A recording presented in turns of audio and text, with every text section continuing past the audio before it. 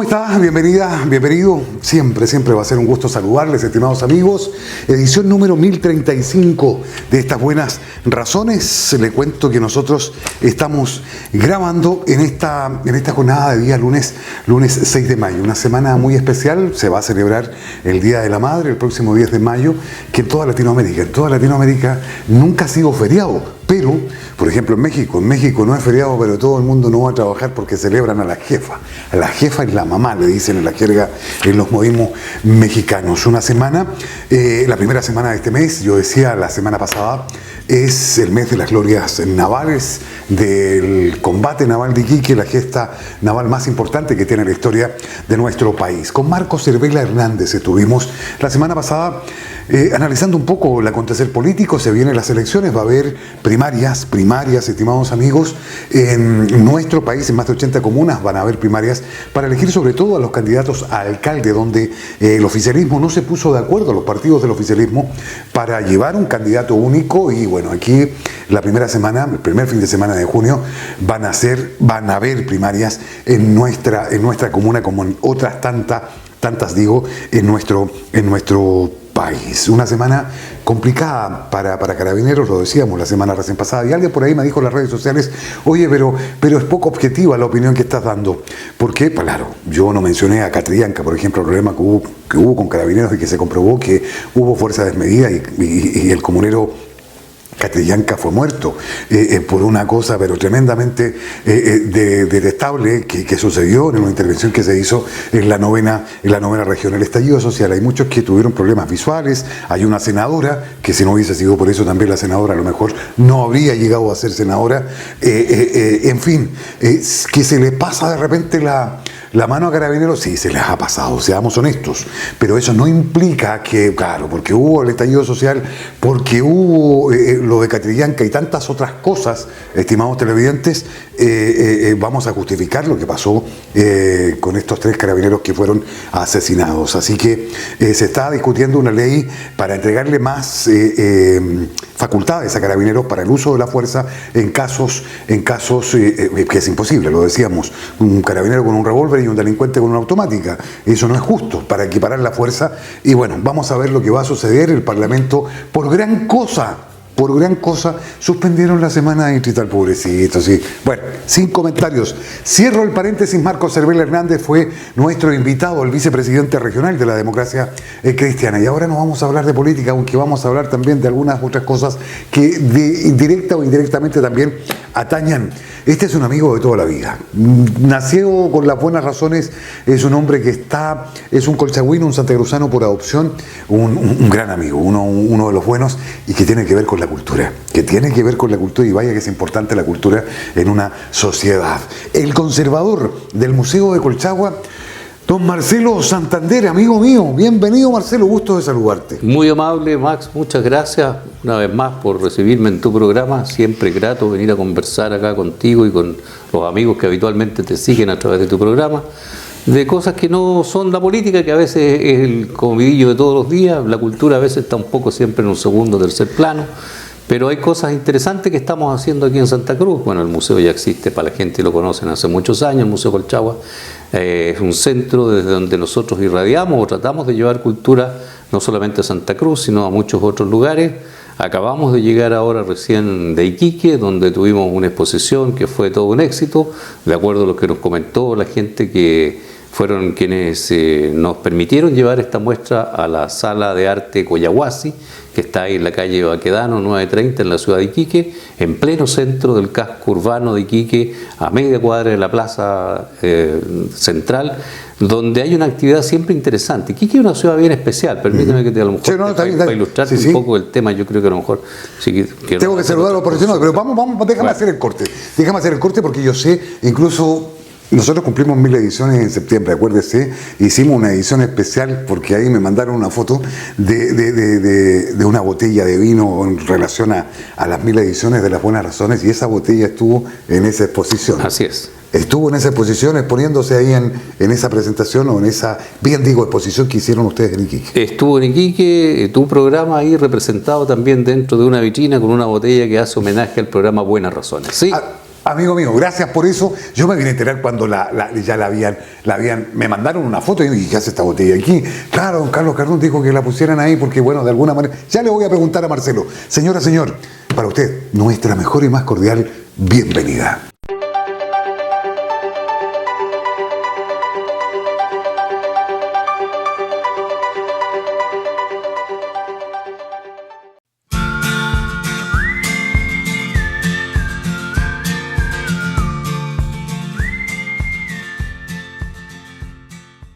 Mil historias, mil ediciones. Érase una vez, en Buenas Razones.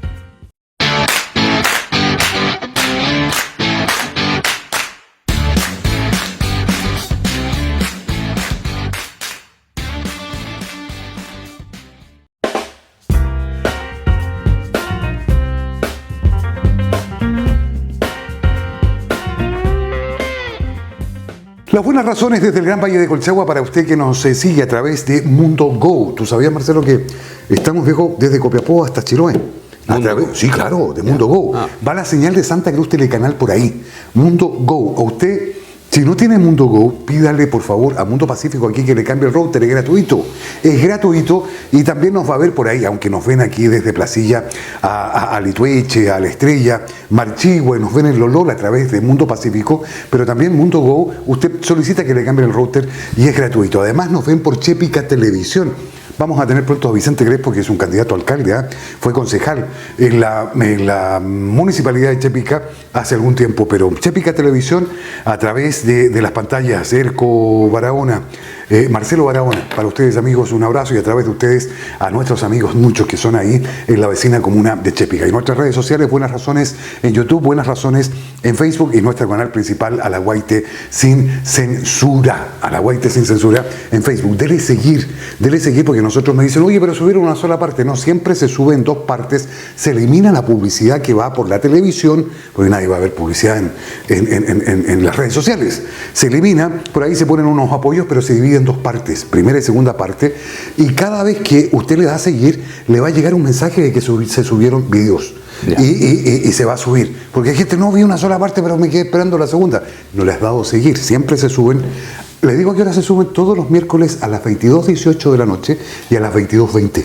Cuando ya está saliendo por la televisión, también a esa hora se sube para las redes sociales. Marcelo Santander, viejo querido, ¿esta exposición cuánto tiempo estuvo en Iquique? En Iquique, mira, y para terminar de documentar el tema, estuvo 2 meses, pero cuando hablamos de una botella de vino, la gente se preguntará, ¿y por qué vino? Claro, yo también me sorprendí, me sorprendí. Porque el tema de la exposición era justamente el vino, era el espíritu del vino. En el fondo es como contar un poco lo que es el fundamento hoy día del Museo del Vino en Colchagua, que está en la Viña Santa Cruz. Básicamente allí hay una experiencia que se hizo en torno a crear un primer museo que es narra y cuenta la historia del vino en el mundo y después la aterriza en nuestro territorio. Claro. Entonces, nosotros somos un país productor de vino desde época muy temprana, desde la conquista de la colonia en adelante. Entonces, esa historia parece que le ha motivado a cierta gente y nos pidieron desde Iquique esta muestra, el espíritu del vino. Entonces, como digo, resultó un éxito, fue una muestra interesante, con muchos elogios de parte de la crítica y de la gente que visitó la exposición, y agregamos a esa exposición una cosa inédita también, porque el vino se produce en todo el territorio, y aunque parezca, para no creerlo, o algunos no lo puedan creer, se produce vino en el desierto también. Y invitamos a esta exposición a 2 empresas o instituciones que producen vino en el desierto, hoy día al interior, en el desierto de Tarapacá, al interior de Iquique. Estamos viendo imágenes de lo que nos está contando Marcelo de esa exposición, de lo que fue esa exposición. Bueno, bien. Que quedó muy bonita, como te digo, una buena presentación. Y allí hay 2 experiencias bien interesantes que son muy antiguas, casi prácticamente de la época colonial. Se produce vino en el oasis de Matilla, en el Pica y Matilla, donde hay una cooperativa de gente que se llama hoy día el Lagar de Matilla, la cooperativa del Lagar de Matilla. Ellos producen vino retomando esta antigua tradición de producir vino desde la época colonial. Lo mismo está haciendo la Universidad de Tarapacá, la Universidad Arturo Prat, de Tarapacá, ¿Ya? que también está produciendo vino en el desierto, en la pampa del Tamarugal, Oye, pero al interior de Iquique. ¿Eso es novedoso? ¿Eso no se había hecho nunca, Marcelo? Porque tú me dices, se está produciendo vino en el desierto. Así es, pero eso, como te digo, es de muy antiguo. Lo que pasa es que es poco conocido. A eso voy. ¿Ah? Porque pues, si lo están haciendo porque se puede hacer. Se puede hacer, Claro. porque aprovechan, ¿no es cierto?, los oasis y las filtraciones de aguas subterráneas que permiten cierta humedad en ciertos sectores del desierto, lo que permite plantar vides y producir vino. Mira. No a un nivel, digamos, muy extensivo ni muy grande, con una producción de gran envergadura, pero siempre están produciendo vinos de buena calidad y con un sabor diferente al que nosotros estamos acostumbrados aquí en el Valle de Colchagua. Pero- ¿Son buenos? son buenos.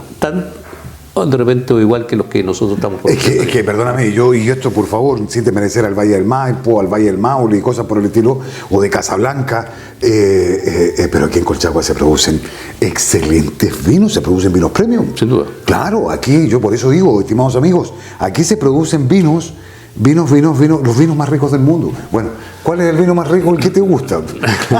El que Claro. te gusta, pues. Yo conozco botellas de 800, 900 dólares, incluso más. Sé que hay vinos así, pero hay que tener mucha plata para comprar una botella de 800 dólares. Claro, pero hay gente para consumir ese producto. Sin duda. Claro. Como te digo, un tema interesante. Fue una Pero resultó todo un éxito la Resultó exposición. un éxito y ahí estuvo buenas razones también. Oye, claro, pero a mí cuando me mandaron la foto, yo dije, pero ¿qué hace esa botella ahí? Claro, y don Carlos dijo, oye, cuéntame, ¿qué pasó con eso? No, lo que pasa es que, claro, ¿no? la ¿Cómo idea era el era espíritu del vino? llevar una muestra representativa de lo que hay acá en la zona. Y encontramos por ahí, ¿no es cierto?, esta botella que conmemoraba las 1000 ediciones, estaba entre nuestro depósito de material y obviamente había que incorporarla junto con alguna otra cosa que había por aquí también. Oye, relacionado con la Oye, gracias por eso, comunicación. Así que- gracias por eso, porque fue una edición especial que hicimos, te digo, para regalarle a los invitados. Y fue importante también. Entonces, Sí, había que tenerla ahí. Son mil gracias, Marcelo, por eso. Marcelo, pero el meollo, el tema central era el vino.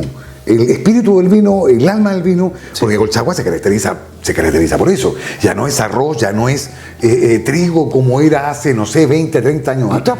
Claro, sí, efectivamente, como te digo, era un poco el Museo del Vino llevaba una pequeña escala. Nosotros llevamos una muestra con elementos que explicaban, ¿no es cierto?, el origen del vino en el mundo entero, partiendo de la época antigua, del origen en Mesopotamia, después en Egipto, en Roma, en Grecia, ¿no es cierto?, de donde trasciende después hacia todo el mundo mediterráneo y después pasa también hacia Occidente. Entonces, partiendo por ahí, era como ilustrarlo esto desde la época antigua. Y después entroncar con la historia del vino en Chile, cómo el vino llega a Chile, que tiene que ver, ¿no es cierto?, con la conquista española, después la llegada de las primeras huestes, los conquistadores españoles, que traen las primeras cepas a Chile y que tienen que ver, ¿no es cierto?, con la cosa religiosa, con la evangelización, Además. con el tema de la misa. Claro. Hay una carta ahí, por ejemplo, de Pedro de Valdivia, en que le escribe al emperador Carlos V y le dice que en Chile no se están haciendo misas por falta de vinos o de vides para producir las uvas Para la consagración de la elaborar el claro, vino. claro. Y entonces ahí comienzan a llegar las primeras cepas No a me Chile. digas, Marcelo. ¿no? Alrededor de 1540, por ahí 1500, ya tenemos los primeros, ¿no es cierto?, productores de uvas en Chile y los primeros vitivicultores, ¿no es cierto?, que en el 1512 en la valle- Fundación de Santiago. 1500, claro. Claro, 1512, 1500, es una buena 1500. cantidad. Claro, 1512. Pedro Valdivia, si mal no recuerdo, en febrero, o el 12 de febrero fue. 12 de febrero. El 12 de febrero Sí. fue 1500, ya no me acuerdo el año, pero creo que es el 1512, por ahí. 1540, 42, parece por ahí. ¿Se no funda recuerdo. Santiago? Claro, la fundación. Entonces con la Fundación de Santiago también empiezan a traer las primeras cepas. Exacto, porque junto con los primeros conquistadores, los adelantados que se llaman en esa época, vienen también los primeros clérigos, la evangelización y la necesidad.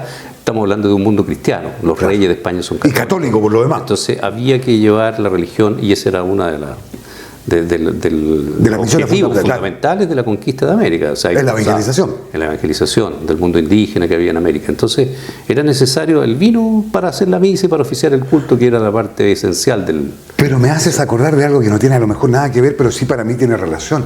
Yo te hablaba de 1512, no, fue un 12 de febrero, pero no recuerdo el año 39, 40, 1500 y tanto, que se fundó Santiago. Pero alguien me preguntó por ahí y me saltó la duda. ¿Quién descubrió el Océano Pacífico?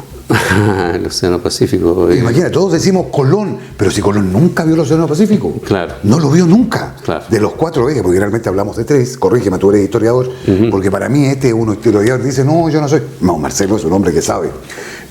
Colón hizo 4 viajes. El cuarto es re poco conocido, que llegó hasta ahí, hasta Nicaragua, y los indios ahí en Nicaragua le dijeron, no, tenemos que caminar 2-3 días para que vea la gran taza, la gran laguna que hay ahí. Claro.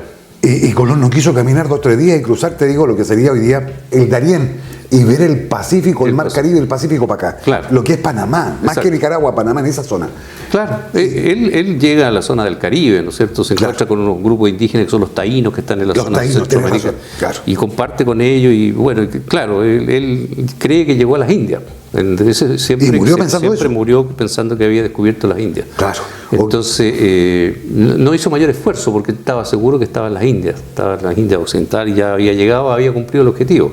Y capturó a algunos nativos, se los llevó a España también para mostrar, y una serie de otros elementos que recolectó. Pero tú sabrás que, no sé, corrígeme, que Colón fue déspota cuando lo nombraron gobernador ahí en lo que hoy día es Santo Domingo, Dominicana, y fue desterrado incluso en el cuarto viaje naufragó. El gobernador que después habían ¿cuánto se llama? Designado en las colonias, no lo quería rescatar, estuvo alrededor de 2 años. Él en algún momento vuelve a España y deja una tripulación ahí, parte de su tripulación la deja en una de estas islas, en un sector, y cuando él vuelve los encuentra todos muertos prácticamente. Sí. ¿Por qué? Porque parece que habían cometido ciertos abusos con las poblaciones nativas, con los indígenas, y los indígenas obviamente se rebelaron y atentaron contra ellos, y parece que, si mal no recuerdo, los mataron a todos. Entonces encuentra ahí un desastre ahí que encuentra cuando regresa a Colón después.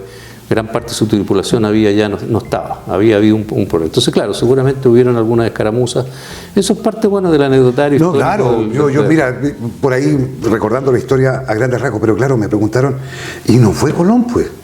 Colón llega al 492 a lo que es el Mar Caribe y todas las islas que hay por ahí. Sí. Pero a Guanahani le llamaban, que la bautizó como Salvador, San Salvador. Que no es Salvador ahí de Centroamérica. No, el país, claro. Claro, no es el país. Sí. Pero fue Núñez de Balboa, Vasco Núñez de Balboa. Exacto, el descubridor del Océano Pacífico. 1513. Claro, por supuesto. Y lo vio tan tranquilito que dijo que Pacífico. Que Pacífico. Y así quedó, pues. Claro, así quedó. Pacífico. Sí, claro. Efectivamente. Y así se llama, por eso se llama el océano. Pero fue en 1513, cuando cruzaron, llegaron más o menos a la altura del Darién, ahí en Colombia, que une Colombia con Panamá, esa selva. Que a propósito, el que después navega por el Pacífico y que ya es bien importante, que es este navegante portugués que es Magallanes. Magallanes, el viaje Magallanes-Elcano, que es el que da la vuelta al mundo, después pasan por el estrecho de Magallanes. Ellos ya toman conciencia plenamente de la cabalidad de lo que era, ¿no es cierto?, el mundo conocido, y descubren que esto era un continente distinto, diferente a lo que Colón creía que era. Esa es la primera vuelta al mundo. Exacto. Ahí ya América toma un atisbo como ente terrestre diferente, distinto a lo que se conocía hasta ese entonces. Porque todavía pensaban que eran las Indias. Claro. Existía esa duda todavía. Entonces, estas expediciones que vienen después cumplen ese objetivo, ¿no es cierto?, de determinar que había un error en el cálculo de Colón. Y se llama Magallanes porque Hernando de Magallanes pasa por ahí. Exacto. Pasa por ahí y ahí está ¿cómo se llama el cabo? El cabo Buena Esperanza, el cabo que es el estrecho de Magallanes, una cuestión re complicada, sobre todo en invierno. Pero Magallanes no llega a España. No, Magallanes muere ahí a la altura de las Filipinas, donde están las especias. Y Sebastián Elcano, que Magallanes lo saca de la cárcel, porque aquí no vino Unamuno, aquí no vino Serrat, aquí no vino Cervantes, aquí, perdónenme, y lo digo con el respeto que me merecen, vinieron delincuentes, vinieron ladrones, venían gente porque pensaban que el mundo era plano y que el horizonte y todos se iban a morir y todo se iba a acabar. ¿Te das cuenta? Y Sebastián Elcano es el que llega con alrededor de, si mal no recuerdo, como 18 hombres, porque navegaron con 5 embarcaciones y al final todas naufragaron y llegó una sola para allá. Claro, pero a los 3 años, corrígeme Marcelo.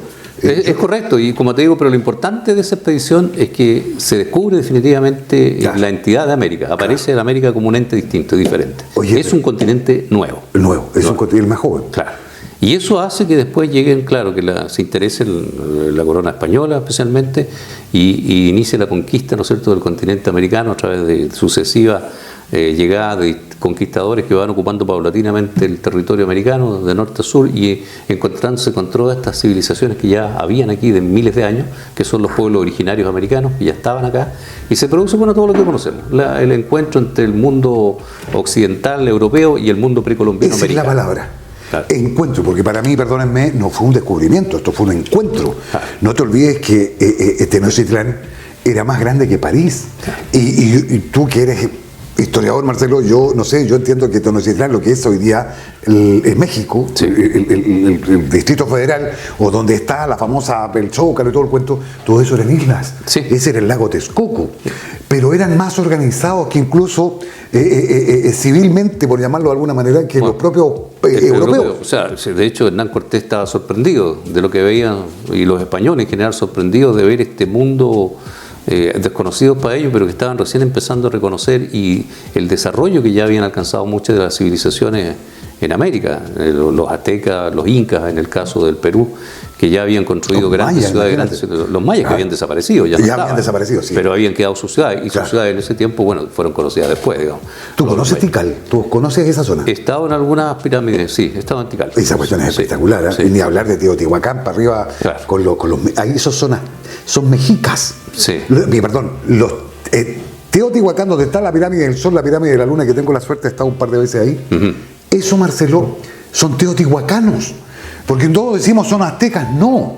Ellos están un poco más al norte que los aztecas. Claro. Incluso se peleaban, al final se pusieron en la buena. Sí. Se pusieron en la buena y ahí pasaba un río San Juan que se llamaba San Juan y se secó y ahí esto empezó a desaparecer, y quedaron las pirámides.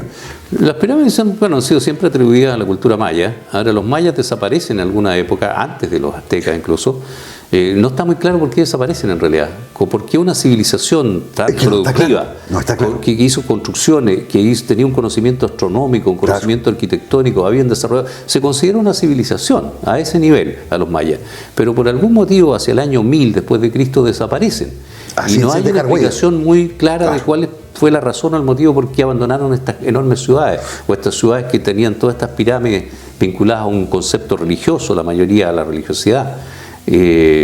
Sorprenden porque después fueron descubiertas en el tiempo, y Claro. hoy día son turísticamente atractivas y va mucha gente a verlas. Lo que pasó con los incas, pues, si los incas lo vienen a descubrir a comienzos de la segunda década de Machu Picchu, lo descubren en la segunda década del siglo XX, segunda, tercera década del siglo XX. Claro, es algo parecido. Ingram, ¿cuánto se llamaba? No me acuerdo el señor. Hiram Bingham. Hiram Bingham, Sí, correcto. el Hiram que Bingham. descubrió Machu Picchu. Y eso era una selva, eso estaba lleno de pasto, Así lleno de es. cuestión.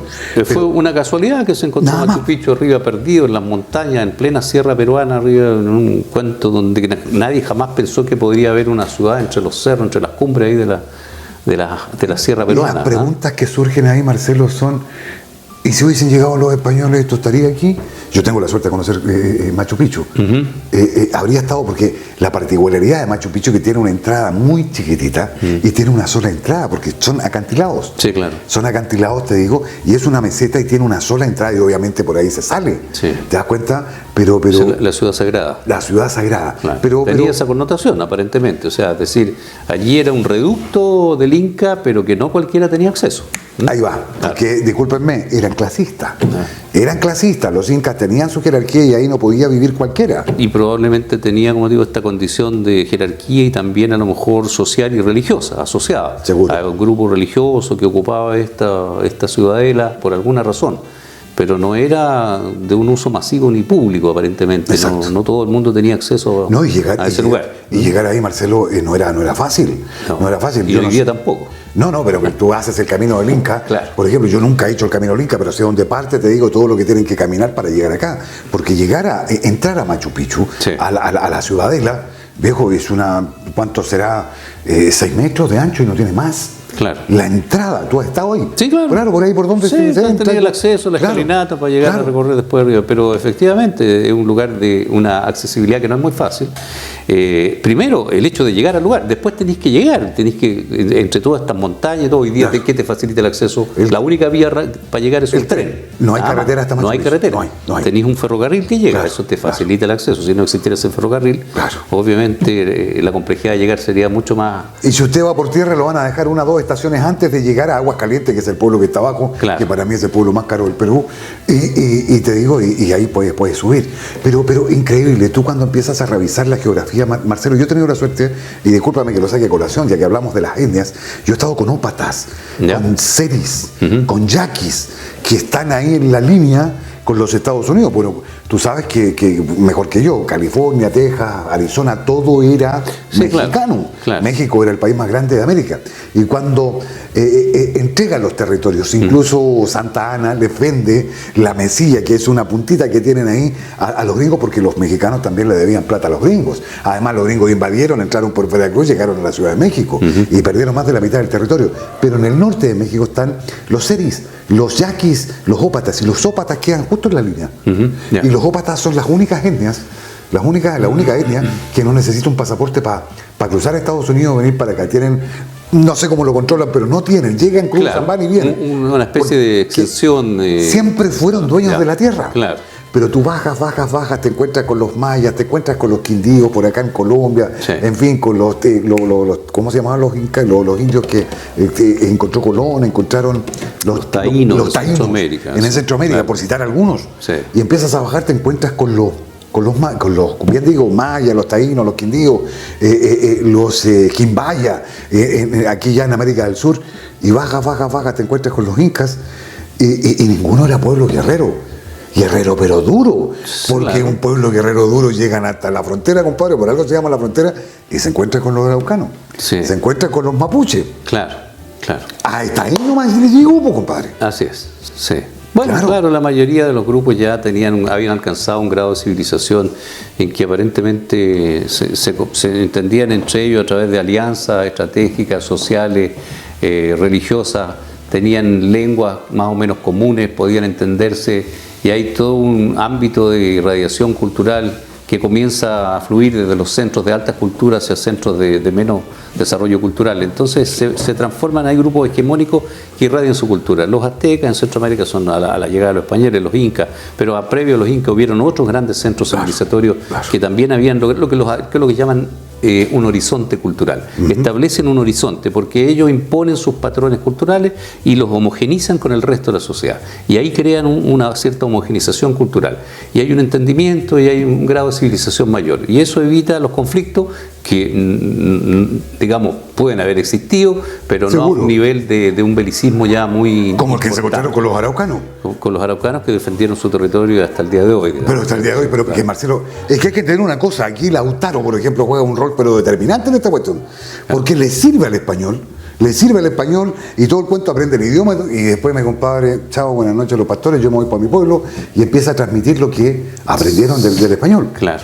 Y bueno, conocemos ahí Valdivia, nunca, bueno, no se sabe si exactamente el día ni la fecha que mataron a Valdivia, Pedro Valdivia. Pero te cuento una curiosidad.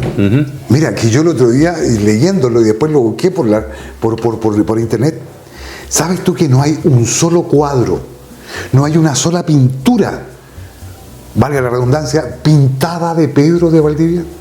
El billete de 500 pesos que tuvimos lo pintó, ese cuadro lo pintó, no me acuerdo, que no sé si fue Rogenda o alguien pintó esa cuestión. Sí, hay el retrato más conocido, ¿no? Hay un pintor chileno, claro, que... Pero se lo imaginó, pues. Exacto, sí, porque, claro, nadie hizo o se preocupó en aquel momento de hacer un retrato. Nunca. Lo que sí alguien hizo una vez, que no es muy conocido, alguien hizo un retrato en base a la descripción. Que hacían los amigos o los más cercanos a Pedro Valdivia.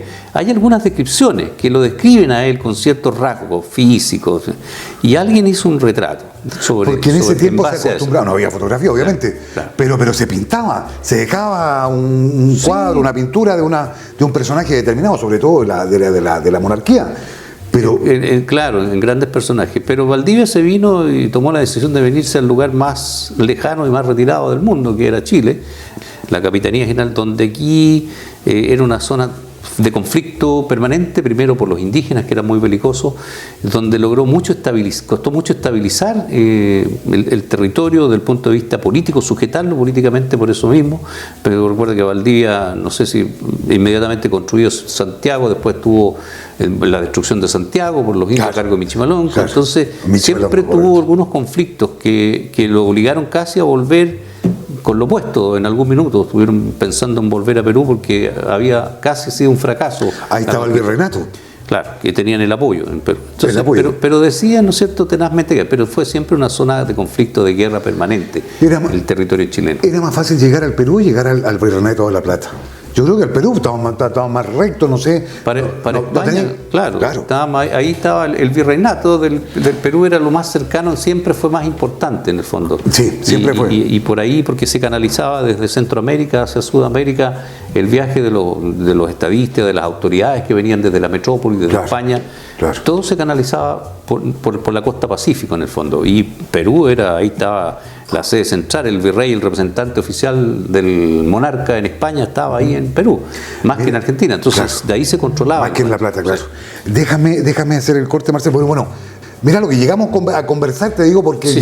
llegaron las cepas del vino. Bueno, la trajeron los españoles más que nada por un fin religioso. Así es. Por un fin religioso, te digo, y bueno, y aquí muchos siglos después, porque el Carmener se perdió, porque se encontró en Chile, y se vendía como Cabernet Sauvignon, creo que era. También por un descubrimiento reciente, que la filoxera había terminado, ¿no es cierto?, con el Carmener en Europa, en la Claro. segunda mitad del siglo XIX, se había extinguido aparentemente, no existía el Carmener como cepa, como vino menos, pero se viene a descubrir casualmente en Chile, después. Y aquí está. Uno de los grandes aciertos, y hoy día Claro. somos el único país que después pudo conservar el Carmener. Y aquí está. Señora, señor, Marcelo Santander es el conservador del Museo de Colchagua. Vamos a la pausa y estamos de vuelta.